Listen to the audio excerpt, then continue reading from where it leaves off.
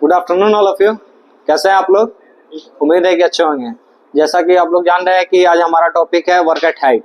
तो आज हम वर्क एट हाइट के बारे में जानेंगे कि इसमें क्या हजार्ड्स होते हैं, वर्क एट हाइट होता क्या है और इसमें क्या प्रिकॉशन लेना है और क्या पीपीज यूज करना है। चलिए सबसे पहले जानते हैं कि वर्क एट हाइट होता क्या है। तो any work above the 1.8 metre that is called work at height. कोई भी ऐसा काम जो जमीन से 1.8 मीटर की ऊंचाई यानी कि 6 फीट पे हो, 6 फीट के ऊपर हो, वो वर्क एट हाइट कहलाता है। जैसे कि लेडर के ऊपर काम करना है, स्कैफोल्ड के ऊपर काम करना है, स्टोरेज टैंक के ऊपर काम करना है या पिट्स के ऊपर काम करना। तो अब ये वर्क एट हाइट खतरनाक क्यों है, तो उसके बारे में जानते हैं। जैसे कि हमारा वर्क एट हाइट पे अगर काम कर रहे हैं बिना पीपीज यूज करे और लापरवाही के साथ अगर काम करते हैं तो हमारा वहाँ ऊपर वर्क एट हाइट गिरने से हमारा हो सकता है कि सीरियस इंजरी हो सकता है, यानी कि फटल यानी कि हमारा डेथ भी हो सकता है। तो अब ये कैसे होता है, जैसे स्लिप एंड ट्रिप, यानी कि हम फिसल गए, स्लीपी फ्लोर है वहां पे अगर फिसलते हैं तो उससे भी है कि फिसल के हम नीचे गिर सकते हैं, तो सीरियस इंजरी हो सकता है। नो फॉल प्रोटेक्शन यानी फॉल प्रोटेक्शन नहीं होना, यानी कि अगर बिना प्रोटेक्शन के हम काम कर रहे हैं, अगर वहां पे सावधानी नहीं बरतते हैं तो वहां से भी हम गिर के वो भी खतरा हो सकता है।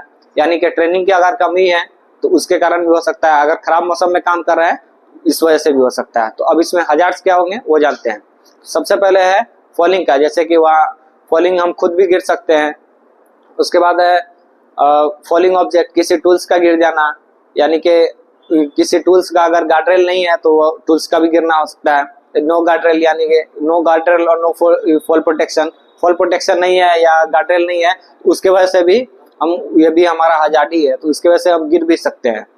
चलिए अब इसके बाद प्रिकॉशन क्या लेना है। जैसे कि हमारा प्रिकॉशन में सबसे पहले इन सारी चीजों से बचने से हमें सबसे पहले रिस्क असेसमेंट करना है। जिस जगह पे हमारा वर्क एट हाइट का काम हो रहा है उस जगह पे हमें रिस्क असेसमेंट करना है, उस जगह को इंस्पेक्ट करना है एरिया को, उसके बाद ही हमें काम स्टार्ट करना है। उसके बाद हमें वर्क एट हाइट का परमिट लेना है। बिना परमिट के कोई सा भी ऐसा काम हमें स्टार्ट ही नहीं करना है, बिना परमिट के कोई काम नहीं करना है, तो हमें परमिट लेना जरूरी है।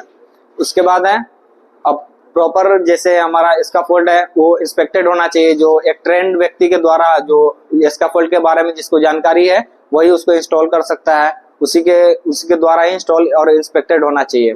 उसके बाद है हमारा ट्रेनिंग देना, जैसे वर्कर्स को वर्क एट हाइट पे जैसे काम कर रहे हैं, अगर कोई वर्कर उसके लिए ट्रेंड नहीं है, अगर उसको करवाते हैं वर्क एट हाइट का काम, तो हो सकता है कि उसको वहां पे काम कैसे करना है पता नहीं है, कि ट्रेनिंग की कमी की वजह से भी वो ऊपर से गिर सकता है।